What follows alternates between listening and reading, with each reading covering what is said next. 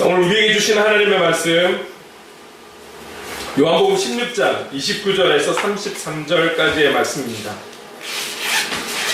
제가 가진 성경 신약 176쪽에 있습니다. 요한복음 16장 29절에서 33절까지의 말씀, 제가 이 말씀을 공동할 때에 하나님의 음성을 들으시기 바랍니다.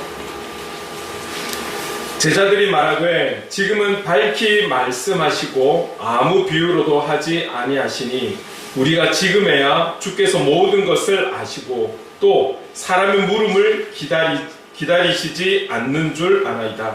이로써 하나님께로부터 나오심을 우리가 믿사옵나이다.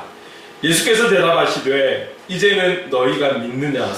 보라, 너희가 다 각각 제 곳으로 흩어지고 나를 혼자 둘 때가 오나니 벌써 왔도다. 그러나 내가 혼자 있는 것이 아니라 아버지께서 나와 함께 계시느니라. 이것을 너희에게 이르는 것은 너희로 내 안에서 평안을 누리게 하려 함이라. 세상에서는 너희가 환난을 당하나 담대하라. 내가 세상을 이기었노라. 아멘. 그 본문으로 내 안에서 평안을 누리라 라는 제목으로 함께 또 말씀을 나눌 때에 각자에게 주시는 은혜가 있을 줄로 믿습니다. 우리는 지난 두 번의 주일을 통해서 더욱 내 마음을 지키라 라는 말씀으로 함께 나누었습니다. 우리가 우리의 그 마음 안에 다른 어떤 것보다도 하나님의 말씀으로 우리가 체험을 받아야 하는 것이죠. 받아야 함을 우리가 말씀을 통해서 같이 나누었었는데, 그 말씀은 우리가 그 말씀에 주의하여 귀를 기울여서 들어야 하고 집중해서 경청해서 들으면서 우리가 우리의 마음 안에 말씀으로 공급받아야 한다라고 그렇게 나눴습니다. 이렇게 공급받은 우리의 마음을 구체적으로 지키기 위해서는 우리의 입술을 지키고 우리의 발을 지키고 우리의 눈을 지켜서 우리의 마음을 지켜야 한다라고, 그것도 더욱 지켜가야 한다라고 함께 말씀을 나누었습니다. 여기 있는 저와 여러분, 지금까지도 우리 나름 힘쓰고 애써서 지키며 왔잖아요. 우리 안에 하나님의 말씀으로. 그래서 그 말씀이 우리 삶의 현장에서 지켜지고 실천되어져서 그리스도인답게 살려고 그렇게 노력해 왔잖아요. 그러나 오늘 이 말씀은 어쩌면 앞으로 더 험악해져 가고 어려운 시대를 살아가야 되는, 늘 그렇겠지만 한 번도 걸어보지 못한 길을 또 우리는 걸어가야 되는 그런 시대를 살아야 할 것입니다. 그럴 때에 지금보다도 더욱 우리의 마음을 지켜서 하나님 기뻐하시는 사람으로 살아가야 할 것이라 그렇게 믿습니다. 오늘 여러분, 다른 지켜야 할 것이 많지만 더욱 너의 마음을 지키라고 말씀하신 그 말씀 우리가 기억하면서 잘 우리가 마음을 지켜서 우리에게 허락하신 교회와 또 파송의 현장과 가정 어디에든지 간에 주님의 뜻을 이뤄가는 복음의 사람, 삶의 예배자가 될 수 있기를 주님의 이름으로 축원합니다. 아멘. 아멘. 자, 그럼 우리가 이제 다시금 요한복음으로 돌아올게요. 우리가 잠언의 말씀을 나눴다라고 해서 각각의 말씀이 아니라 이 말씀들은 결국은 다 오늘을 살아가는 우리에게 주어지는 공통된 말씀인 것이죠. 지금까지 요한복음은 예수님께서 예루살렘에 입성하셔서 제자들에게 좀 다른 때와는 다르게 간절하게 강조하며 반복적으로 말씀하시며 좀 많은 말씀을 제자들이 하고 있는 그런 장면이 쭉 계속 보여졌습니다. 그런데 오늘 본문 시작은 29절을 보니까 제자들이 그 주님의 말씀을 듣다가 또 한번 자기들의 마음을 표현하고 있는 내용이에요. 29절 30절 우리가 같은 목소리로 한 목소리를 읽어보도록 하겠습니다. 시작. 제자들이 말하되 지금은 밝히 말씀하시고 아무 비유로도 하지 아니하시니 우리가 지금에야 주께서 모든 것을 아시고 또 사람의 물음을 기다리시지 않는 줄 아나이다. 이로써 하나님께로부터 나오심을 우리가 믿사옵나이다. 여러분 기억나실 거라고 저는 생각하는데, 제자들의 어떤 이 표현을 보면, 이 앞에 쭉 표현하는 것을 보면 예수님께서 좀 이렇게 많은 말씀들을 해 가시는 가운데 제자들이 도대체 예수님께서 뭘 말씀하시는지 뭘 이야기하시는지 모르겠다라고 얼마 전에 표현을 했었거든요. 그렇게 표현을 했는데 지금 29절 30절을 보니까 제자들이 구체적으로 뭐라고 이야기하냐면, 예수님께서 비유로 말씀하실 때는 하나도 못 알아듣겠는데 이렇게 비유가 아닌 말씀을 하시니 이제 좀 이렇게 믿어집니다. 무엇이 믿어지느냐? 주님께서는 모든 것을 아시는 분이라는 게 믿어진다라는 거예요. 모든 것을 아신다. 우리는 이것을 전지하신 하나님, 우리 이렇게 표현하잖아요. 모든 것을 아시는 주님. 그 아시기 때문에, 모든 것을 아시기 때문에 사람의 질문, 사람의 물음을 기다리시지 않는 줄 믿습니다. 다 아신다는 거예요. 굳이 듣지 않아도, 그 물음을 듣지 않아도 당신은 모든 것을 아시는 분임을 내가 믿습니다. 그리고 무엇보다 주님께서 말씀하시는 그 하나님부터로 오셨다라는 그 말씀을 이제 믿습니다. 이제 믿습니다.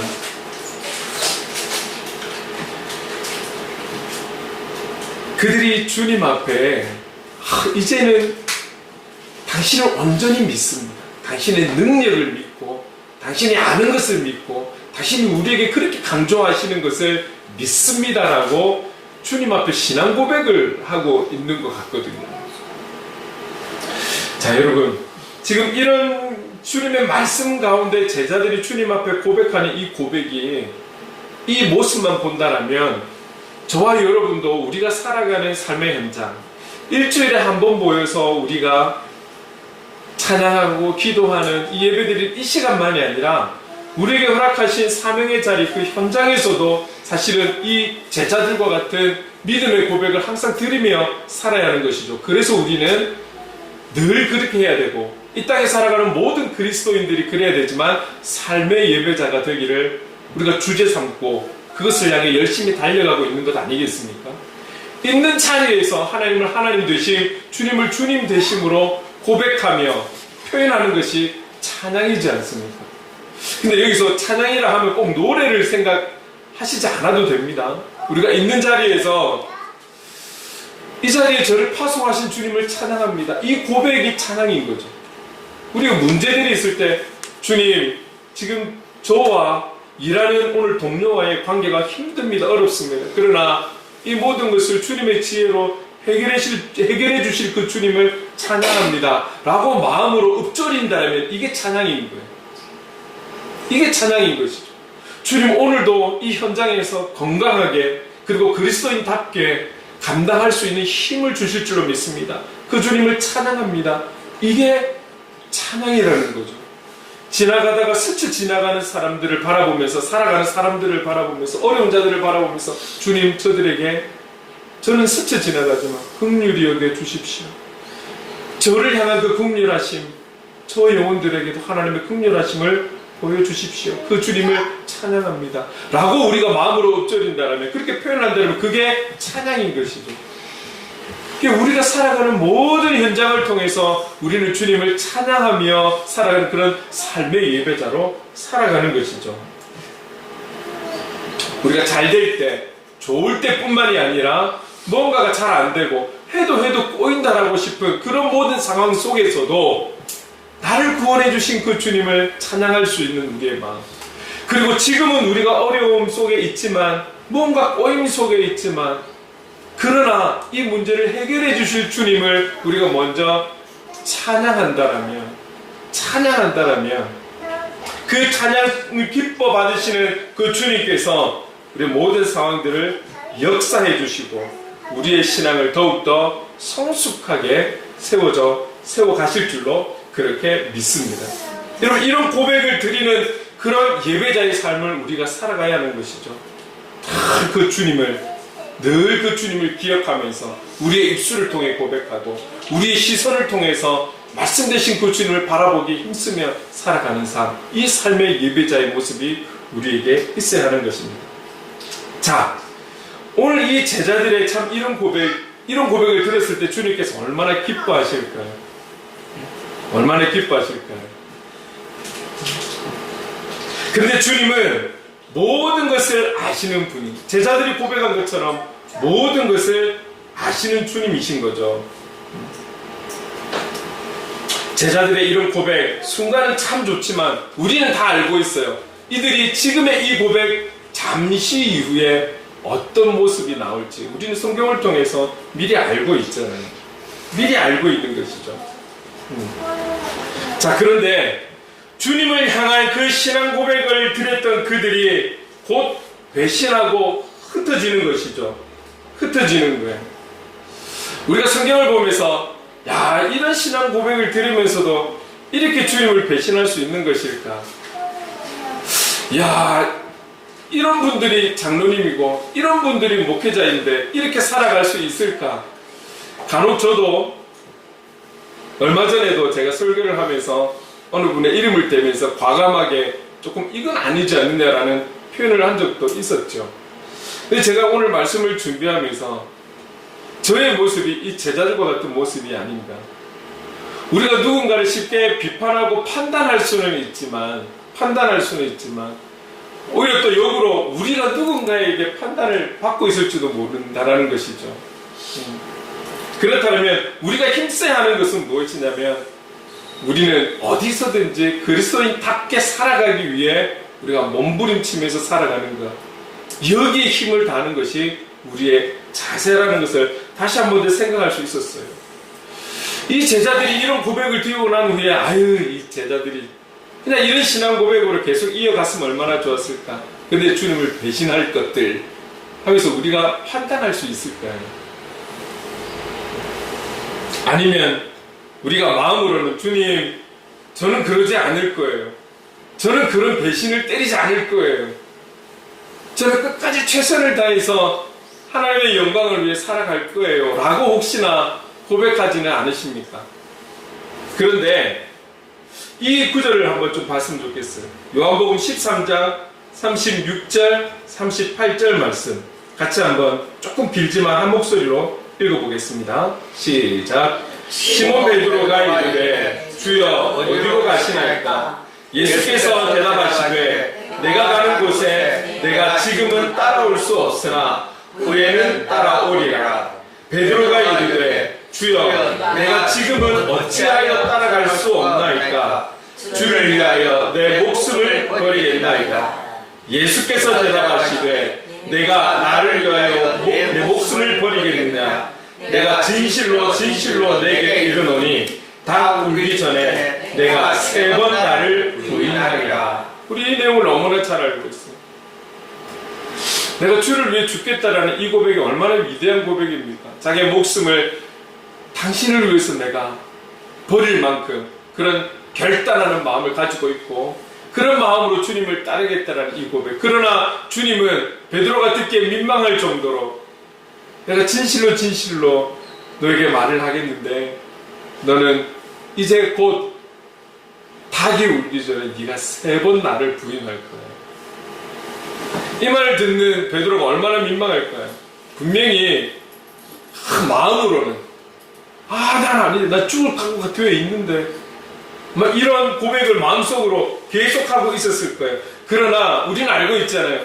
이런 위대한 고백을 했음에도 불구하고 주님을 위해서 내 목숨도 아끼지 않겠다라는 이 결단을 우리는 알고 있지만 그 뒤에 어떤 제자들보다도 더 주님을 부인했고 저주한 사람이 베드로라는 것을 우리는 알고 있는 거예요.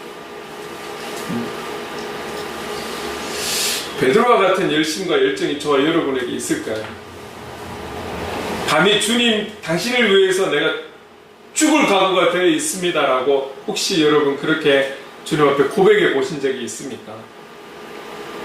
그랬던 베드로가 자기 자신의 생명에 위협을 느끼니까 결국은 예수님을 부인하고 저주까지 했던 베드로.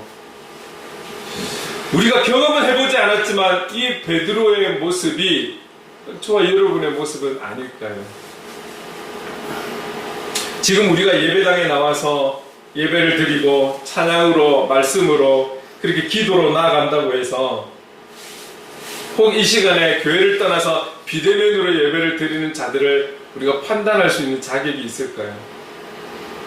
이 주에는 특히나 지금 이 시간에 아마 산으로 가려고 아니면 부산에는 산도 있고 바다도 있으니까 또 바다로 가려고 모임을 하고 있는 그들을 향해서 우리가 판단할 수 있는 자격이 있을까요? 저들은 지옥가, 누구는 천국가, 이걸 우리가 우리의 입술로 판단하면서 그렇게 뱉을 수 있을까요? 우리가 그런 자격이 되는 사람일까요? 신앙 없이 살아가고 타 종교를 가지고 있는 이들, 혹 열심히 신앙생활을 하다가도 이단으로 빠진 그들을 향해서 우리가 판단할 수 있는 자격과 신분이 되는 것일까요? 우리가 성경에도 많은 인물들이 하나님의 영광을 위해 살아가면서도 순간순간, 여러분 우리가 위대하게 바라보는 다윗도 솔로몬도 대부분의 사람들은 늘 그들의 신앙이 하나님의 역사심이 수직 상승으로 성장하는 것이 아니라 엄청나게 충만했다가도 감히 하지 못할 범죄까지 저지르는 그런 사람들의 인물들을 우리는 잘 알고 있잖아요. 저와 여러분들은 어떻습니까? 이제 그런 이들을 바라볼 때마다 이들이 과연 우리의 모습이 아닌가, 나의 모습이 아닌가. 그래서 우리가 더 경건에 힘쓰고 우리가 마음을 더 지켜야 하는구나, 우리가 이렇게 깨달으면 되는 것이죠. 우리 가까이에 있는 지인들이 믿음의 삶을 살지 못하고, 그리고 신앙이 성장하지 못하고 오히려 퇴보를 한다든지, 교회를 열심히 나가는 이들이 나가지 못하든지, 나와 가까이 있는 지인들이 주일만 되면 어디 여행을 가고 놀러를 간다든지, 이제는 코로나가 거의 끝났기 때문에 교회로 돌아와야 되는데도 아직도 비대면의 바다에 있는 자가, 내 가까운 누군가가 있다라면 우리가 그들을 판단할 것이 아니라 우리에게 그런 자들을 보여주신 이유는 기도하라고 보여주시고 알게 하신 것이다. 우리가 이런 깨달음을 가지면 되는 것이죠. 우리의 역할은 알게 하시고 깨닫게 하시고 보게 하신 그것을 위해 기도하는 것이 우리의 역할이라는 거죠. 그들을 우리가 예수 그리스도의 사랑으로 사랑하는 것이 우리의 역할인 것이죠. 감히 우리에게 허락되어진 그런 그리스도인이라는 이 신분으로 예수의 이름으로 그들을 축복하는 것이 우리의 역할인 것이지, 판단하는 것이 우리의 역할이 아니라는 거예요. 왜 그렇습니까? 우리도 그들 못지않은, 과거에는 우리도 그들 못지않은 죄인이었고 지금도 변할 수 없는 죄성을 가진 죄인이라는 것이죠. 그래서 우리는 그럴 자격이 없는 것이죠. 단지 그들에 비해서 먼저 예배당에 나와 있다라는 것, 먼저 우리가 말씀을 대할 수 있다라는 것, 먼저 우리가 예수의 이름으로 부를 수 있다라는 것, 그 이름을 부를 수 있다라는 것, 이것이 조금 다른 것이지 다를 바가 없는 것이죠. 제자들의 신앙 고백에 대해서 예수님께서 어떻게 표현하고 있습니까? 31절 한번 같이 읽어볼까요? 시작. 예수께서 대답하시되 이제는 너희가 믿느냐. 3년이라는 시간이 지났어요. 3년이라는 시간 동안 제자들이 주님과 동고동락하면서 얼마나 많은 말씀을 들었을까요? 얼마나 많은 기적과 역사심을 눈으로 직접 체험하고 경험했겠습니까? 다른 사람들은 몰라도 제자들은 구체적으로 주님이 어떻게 하셨는지, 그리고 사람들이 없을 때 따로 또 제자들에게 하신 그 말씀들을 통해서 충분한 말씀을 들어왔음에도 불구하고 오늘 이 제자들의 고백에 주님께서 말씀하시는 것은 이제는 너희가 믿느냐? 이제는 너희가 믿느냐? 3년 동안 나를 따라다녔음에도 불구하고 이제야 나를 향한 믿음이 생긴 것이니?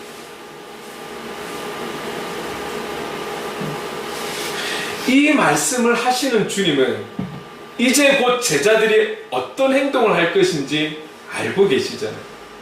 알고 계심에도 불구하고 이제는 너희가 믿느냐라고 말씀하시는 거예요.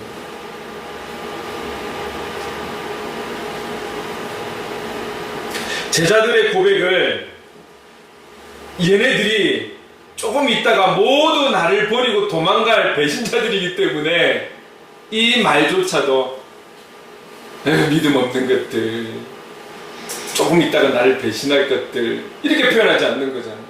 이제 너희들이 나를 믿느냐. 제자들의 이 말을 믿지 않는 것이 아니라 제자들의 그 믿음이 얼마나 연약한 믿음인지 질그릇과 같은 믿음이라는 걸 아시는 분이시라는 거죠. 그들에게 믿음이 없는 것이 아니라 믿음은 있으되 너무 연약한 믿음이라서 조금만 건드려도 깨질 것 같고 조금만 건드려도 부셔질 것 같은 그런 믿음이라는 것을 아시기 때문에 그들이 지금 그들의 감정에 고백하는 그 고백을 다 받아주시는 거예요. 받아주시면서 이제 나를 믿느냐. 성경 한 구절 또 한번 읽어볼까요? 마태복음 16장 16절 같이 한번 읽어보겠습니다. 시작. 시몬 베드로가 대답하여 이르되 주는 그리스도시요 살아계신 하나님의 아들이시니이다. 이건 뭐 암송을 많이 하고 계실 정도로 유명한 신앙 고백이잖아요. 주님을 향한 이 고백, 이 고백을 하는 순간에도 그 중심을 보시고 앞으로 일어날 그 제자들의 모든 것을 아시는 주님께서 이 고백을 들으시면서 주님께서 속으로 뭐라고 이야기하실까요? 우리 같으면 어떨까요? 아, 나 저것들 좀 이따 배신할 것들. 우리가 안다면 그러지 않을까요? 안다면? 근데 아시면서도 이 마태복음 16장 16절의 베드로의 고백 이후에 주님께서 뭐라고 말씀하시냐면 네가 복되다. 왜? 지금 너의 이 신앙 고백은 하나님 아버지께서 너를 깨닫게 하셔서 너의 입술을 통해 고백한 것이다. 하나님 아버지께서 너를 알게 하시고 이것 자체가 얼마나 복되니? 그래서 너의 이름 베드로, 반석이라는 뜻이잖아요. 그래서 내가 반석 위에 교회를 세우리라. 이렇게 축복의 말씀을 주시는 거예요. 이 고백이 어떤 신앙 고백이고 베드로가 이후에 어떤 모습을 보일 것인지에 대해서 다 아시고 계시는 주님임에도 불구하고 그 고백에 주님은 축복해 주시는 거예요. 네가 복되다. 우리가 믿는 주님은 이런 주님이시라는 거예요. 이런 주님이시라는 거예요.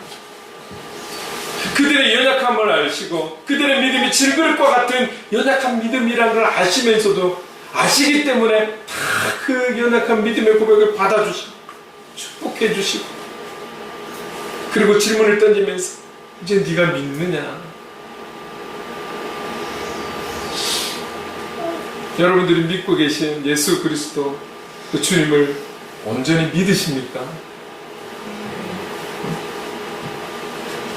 여러분, 우리가 지금까지 신앙생활 해오면서 주님 앞에 드렸던 신앙 고백, 결단, 헌신, 우리 조금 전에 대표 기도도 그렇게 했었지만, 그런 표현이 있었지만, 여러분 지금까지 오면서 그런 고백 안 드린 적 있으십니까?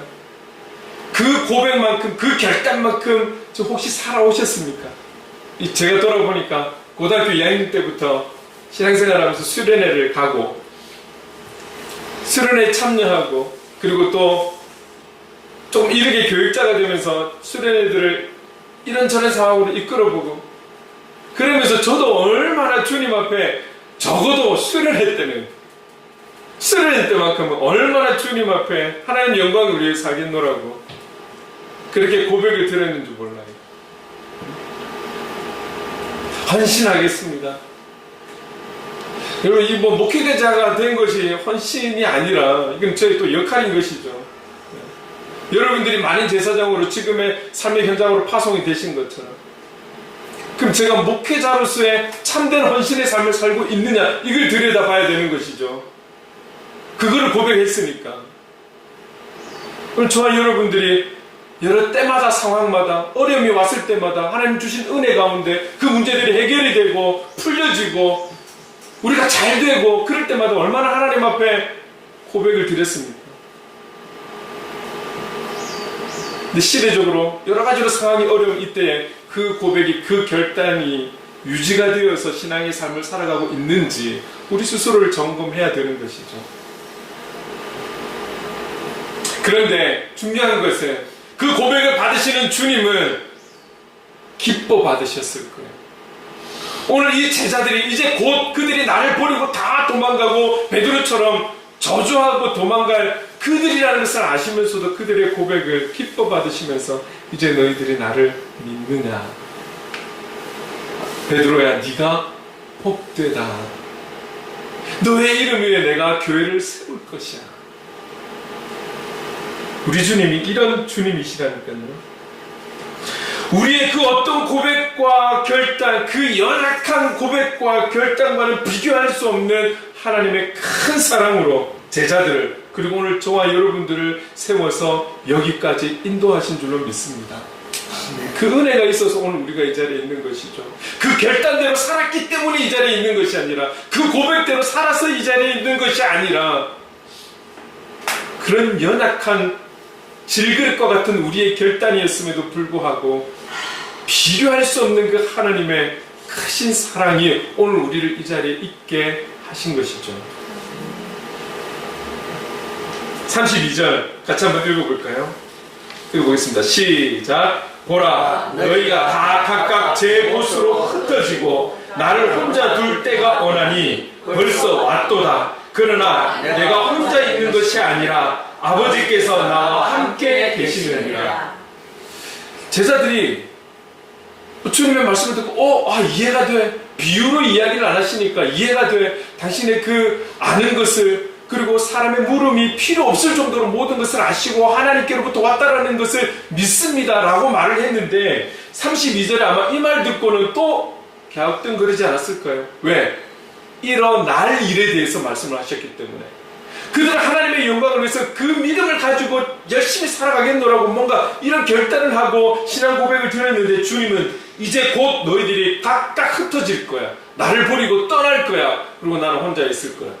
그러나 주님, 하나님께서, 하나님 아버지께서 나와 함께 하실 거야. 지금 이걸 지금 32절에 말씀하고 있는 거잖아요.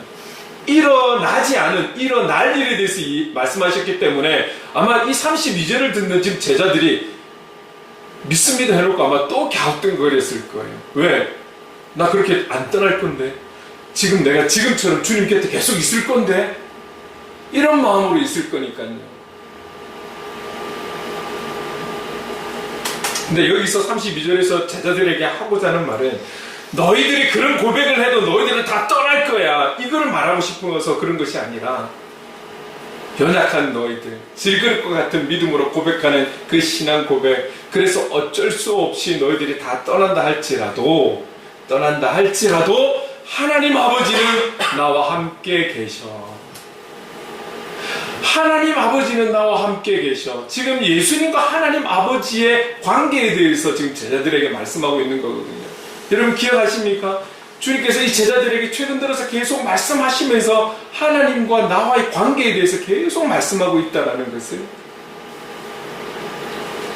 그런데 여러분, 지금 주님께서, 하나님 아버지께서 나와 함께 하신다는 것은 너희들이 나를 버리고 떠나기 때문에, 내가 어려움 속에 혼자 있기 때문에, 그런 나를 긍휼히 여기서 하나님께서 나와 함께 하신다는 그 말씀이 그 의도가 아닌 것이죠.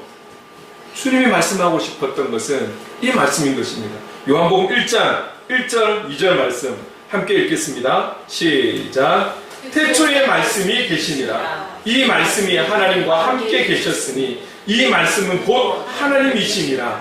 그가 태초에 하나님과 함께 계셨고, 하나님께서 나와 함께 계시면 너희들이 떠났기 때문에, 내가 혼자가 되었기 때문에, 될 것이기 때문에 나를 불쌍히 여기셔서 같이 있어주시는 것이 아니라, 하나님 아버지는 이미 지금 내가 너희들에게 계속해서 반복적으로 강조하는 이 관계에 있어서 그 하나님 아버지는 태초부터 내가 함께 하셨던 분, 너희들이 다 떠날 수밖에 없는 상황이 되어도 변치 않고 나와 함께 하시는 분, 그분이 하나님 아버지이셔. 사람의 고백과 결단과 표현 속에는 환경에 따라, 여건에 따라 바뀔 수 있고 깨어질 수 있고 다시 엎을 수도 있지만, 하나님 아버지는 태초에서부터 지금까지 변함없이 나와 함께 계셔. 이것을 제자들에게 말씀하고 있는 것이죠. 저와 여러분, 우리가 믿는 삼일체 되신 하나님, 우리가 어떤 환경 속에 있다 할지라도, 여건 속에 있다 할지라도, 오늘 우리를 택하신 그 하나님은 영원토록 우리와 함께 하시는 줄로 믿습니다. 아멘. 이것을 말씀하시는 거예요. 제자들아, 그 하나님께서 너희들과 함께 하실 거야. 하나님 아버지는 변함없이 나와 함께 하듯 너희들과 함께 할 거야. 이거 너희들이 알아야 돼. 그리고 33절에 이렇게 말씀하고 있습니다. 함께 읽겠습니다. 시작. 이것을 너희에게 이르는 것은 너희로 내 안에서 평안을 누리게 하려 함이라. 이것이라는 것은 무엇입니까? 하나님께서 나와 함께 하신다는 것, 하나님 아버지와 나와의 관계, 이것을 너희에게 계속적으로 이루는 것은 다른 것이 아니라 너희로 내 안에서 평안을 누리게 하려 합니다. 평안을 누리게 하려 합니다. 샬롬.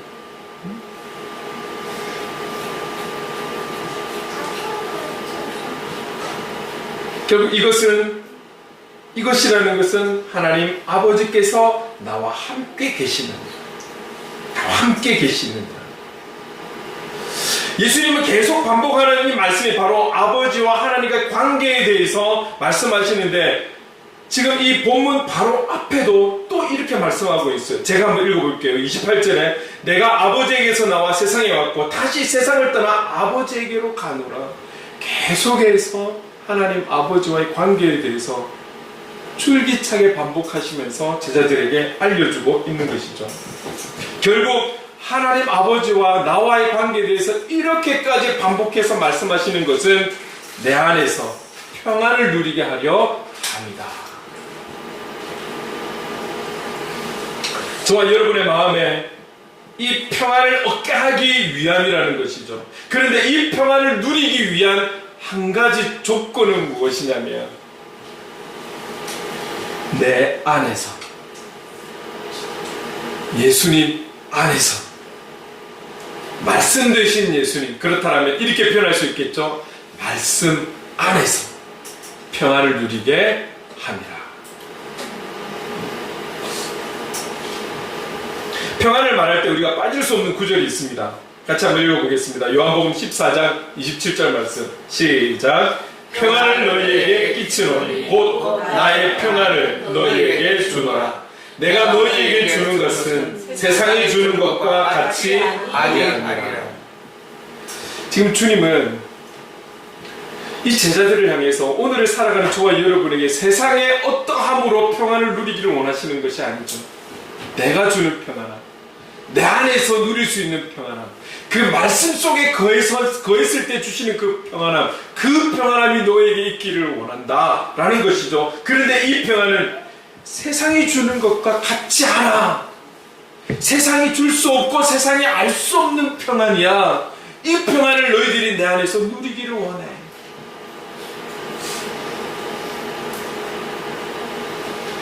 사람들은 자신들이 좋아하는 것, 자신들이 원하고 바라는 것이 주어지거나 채워질 때 그것으로 인해서 만끽하고 새로움을 느끼고 만족하고 있는 동안에는 기쁠 수 있어요.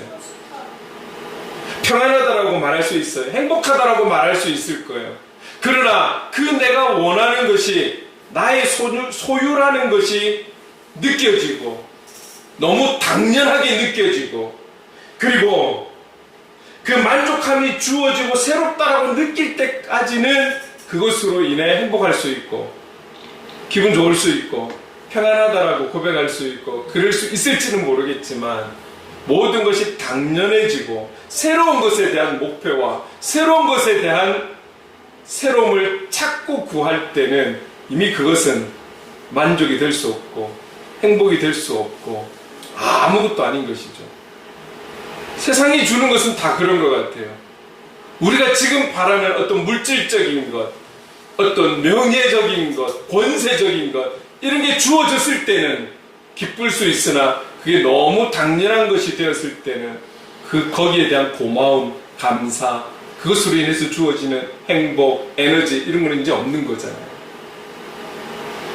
그러나 우리 주님이 주시는 평안, 주님 주시는 행복, 주님 주시는 은혜는 어떻습니까? 샘솟듯 멈춤이 없고 끊임이 없는 영원토록 줄기차게 주어지는 평안을 말씀하고 있는 것이죠. 이래서 세상이 주는 것과 다르다라고 표현을 하시는 것이죠. 그래서 이 평안은 오직 예수님 안에서, 오직 말씀 안에서만 누릴 수 있는 그런 평안인 것입니다. 그 33절 전반부를 읽었는데 33절 후반절에 또 이렇게 또 말씀하세요. 함께 읽어보겠습니다. 시작. 세상에서는 너희가 환난을 당하나 담대하라. 내가 세상을 이기었노라. 이기었노라. 여러분, 주님은 이미 15장에서 세상이 나를 미워하듯이 내가 택한 너희를 세상은 미워할 거야. 나를 믿는 너희들은 세상이 나를 박해하듯이 나를 믿는다라는 이유로 너희들을 박해할 거야. 그런데 33절에 와서 너희가 세상에서 환난을 당할 거다라고 또 표현을 하시는 거죠. 미움, 박해, 환난을 받을 거야. 그러나 그것으로 끝이 아니라 담대하라. 내가 세상을 이기었노라. 세상을 이기었다라고 그렇게 말씀하고 있는 것이죠. 결국 예수님의 그 십자가의 죽음, 이 죽음을 이기고 부활하신 것은 세상의 모든 죄악으로부터 이기시고 승리하는 것을 의미하는 것 아니겠습니까? 이것을 지금 제자들에게 알려주고 있는 것이죠. 그리고 저와 여러분에게 주시는 말씀, 로마서 8장 18절 말씀 함께 읽겠습니다. 시작. 생각하건대 현재의 고난은 장차 우리에게 나타날 영광과 비교할 수 없도다. 오늘 우리가 그리스도인으로 살아간다 하지만 모든 이 땅의 사람들이 받는 문제와 걱정과 근심과 염려와 어려움들, 고난들, 미움들, 박해들, 환난들 피할 수 없다 할지라도 너희들이 겪는 그 모든 고난은 장차 우리에게 나타날, 겪고 있는 우리에게 나타날 그 영광과 비교할 수 없도다. 비교할 수 없도다. 예수 그리스도 안에서, 말씀 안에서 주님의 평안을 누리는 이들은 바로 고난은 장차 우리에게 나타날 영광과 비교할 수 없다. 비교할 수 없는 그 큰 은혜 가운데 거하게 될 것에 대해서 우리에게 말씀을 주고 있는 것입니다. 주님은 이미 이기셨습니다. 주님은 이미 이긴 게임이기 때문에 오늘 저와 여러분이 이 땅 가운데 살아가면서 우리도 주님은 이기기를, 승리하기를, 평안을 누리기를, 행복하기를 주님은 원하신다는 사실, 이것이 바로 우리를 향한 주님의 뜻이라는 사실을 꼭 기억하셨으면 좋겠습니다. 그렇다면 이 영적 승리를 위해서 우리가 할 수 있는 것은 무엇일까요? 우리가 할 수 있는 것은 무엇일까요? 주님 안에 거할 수 있도록 우리는 힘을 다해야 하는 것이죠. 여기에 대해서 조금 더 구체적으로 하시는 말씀이 있어요. 요한 1서 5장 4절 5절에 이렇게 말씀하십니다. 함께 읽어볼까요? 시작. 물은 하나님께로부터 난 자마다 세상을 이기느니라. 세상을 이기는 승리는 이것이니 우리의 믿음이니라. 예수께서 하나님의 아들이심을 믿는 자가 아니면 세상을 이기는 자가 누구냐? 결국은 무엇입니까? 결국 우리가 모든 치러야 될 영적 전쟁 가운데 우리에게 필요한 것은 예수 그리스도를 믿는 믿음. 이 믿음, 예수 그리스도를 믿는 믿음 안에 있을 때 세상이 줄 수 없는 평안을 우리는 경험하게 되는 것이죠. 우리가 마지막에 부르는 그 행복, 정말 그것만 있으면 행복할 수 있을까요, 여러분? 정말 가진 것 없이, 어떤 권세도 없이, 힘도 없이, 능력도 없이 정말 복음만 있다라면 다 이겨내고 우리는 행복할 수 있을까요? 왜 그거를 오랜 시간 동안 우리가 마지막 파송 찬양으로 정하고 있습니까? 그 고백이 정말 우리의 마음에 각인이 되기를 원하는 마음으로 그렇게 부르는 거예요, 계속해서. 그 가사처럼 그렇게 행복하기를 원합니다. 여러분, 그렇게 우리가 행복하고 평안을 누리고 승리하기 위해서는 다른 거 없어요. 주님 안에 거하는 거예요. 예수 그리스도를 믿는 믿음으로 서 있다라면 우리는 승리하게 되어 있다라는 것이죠. 주님의 승리에 동참하기 위해 우리에게 필요한 것 단 한 가지, 예수 그리스도를 믿는 믿음. 그 믿음으로 주님 안에 있을 때에 우리는 승리하게 되고 세상에 알 수 없는 평안을 누리게 되며 세상 사람들이 이해할 수 없는 행복을 우리는 누릴 수 있는 것이죠. 할렐루야. 아멘. 주님의 참된 평안을 우리 모두가 믿음으로 받아서 누림으로 주님의 뜻을 이루며 사는 그런 복음의 사람, 삶의 예배자가 될 수 있기를 주님의 이름으로 축원합니다. 아멘. 아멘. 할렐루야. 아멘. 제가 처음 교회에 나갔을 때 제가 교회에 정착할 수 있었던 주 원인이 이거였습니다.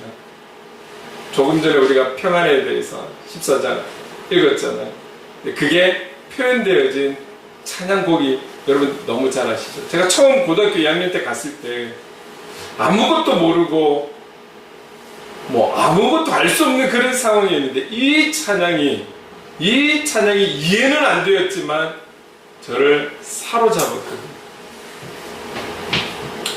오늘 저와 여러분, 우리가 이 땅에 살아가는 끝까지 주님 주시는 평안으로 충만해서 능히 살아갈 수 있는 우리의 삶이 될 수 있기를 간절히 소망합니다. 아멘. 그런 마음으로 이 찬양 같이 한번 하나님 앞에 영광 돌리시면 좋겠습니다. 오늘 주님이 우리에게 말씀하십니다. 평안을 너에게 주노라. 평안을 너에게 주노라. 세상이 줄 수 없는, 세상이 줄 수 없는,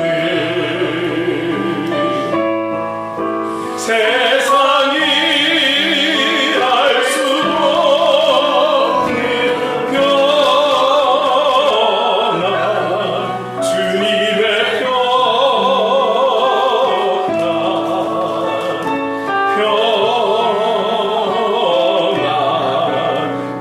평안을 우리 믿음으로 받읍시다. 평안을 너에게 주노라. 평안을 너에게 주노라. 세상이 줄 수 없는,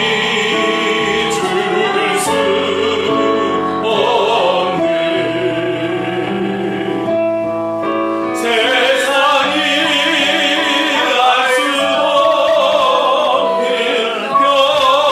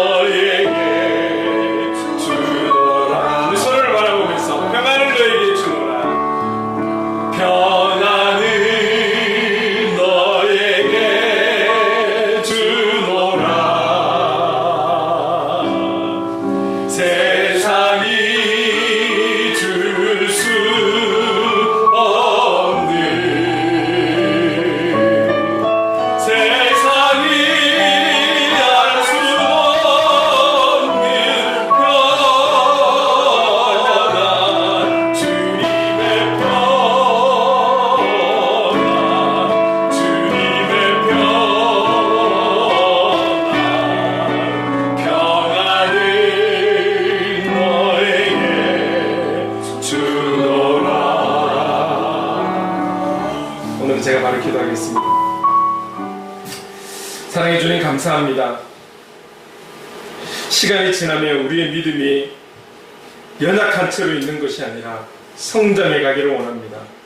그 믿음으로, 예수 그리스도를 믿는 그 믿음으로 주님 안에서 샘솟듯 부어주시는 그 참된 평안을, 참된 사랑을, 참된 행복을 누리며 주님의 뜻을, 사명을 감당하는 복음의 사람, 그런 삶의 예배자가 될 수 있도록 인도해 주시옵소서.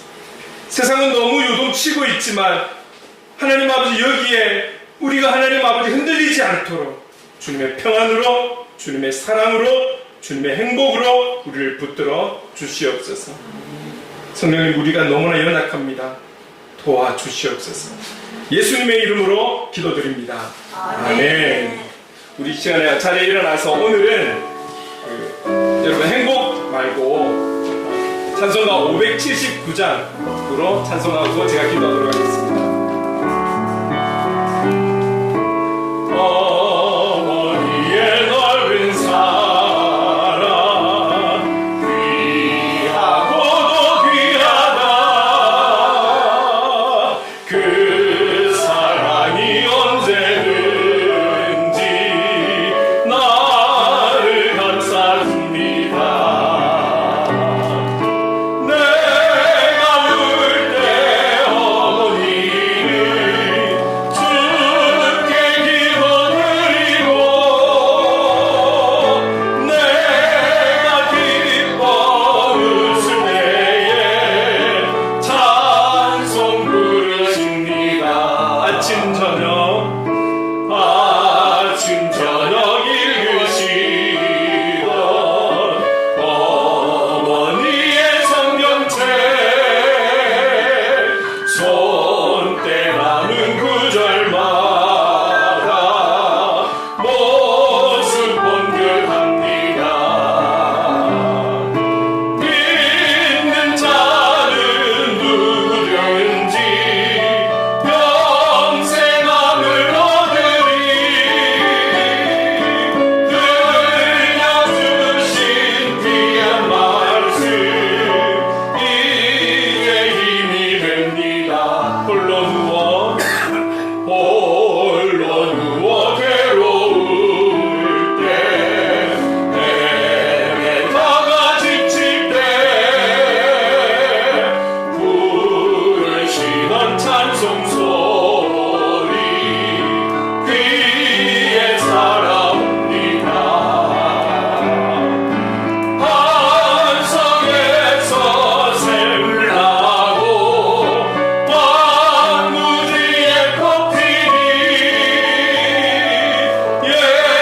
예수님과 동행하면 두려울 것 없어라. 온유하고 겸손하며 올바르고 굳세게 어머니의 뜻 받들어 보람 있게 살리라. 풍파많은 세상에서 선한 싸움 싸우라. 생명신의 흐르는 곳 길이 함께 살리라. 할렐루야. 아멘. 우리 모든 부모님들 건강하시고 행복한 그런 우리 하루하루의 삶이 되었으면 좋겠습니다. 아멘. 우리가 적은 인원이지만 부모님을 공경하라는 그 우리에게 주신 십계명에 대한 말씀을 잘 기억하면서 모범적으로 살아가는 우리가 되었으면 좋겠습니다. 함께 기도하겠습니다. 지금은 우리 구주 예수 그리스도의 한량없는 은혜와 하나님 아버지의 무한하신 사랑하심과 성령님의 감화감동 역사 충만하심이 주님 안에서 주님의 평안을 누리며 영적 승리와 주님의 뜻을 이루는 복음의 사랑, 삶의 예배자로 살아가기를 다짐하며 오늘 우리에게 내 부모를 공경하라고 말씀하시는 그 10계명의 5계명을 기억하며 그렇게 살아가기를 다짐하는 이 자리에 함께하는 모든 하나님의 사람들과 행복을 누리는 교회 위에 영원토록 함께 하시기를 간절히 축원하옵나이다. 아멘.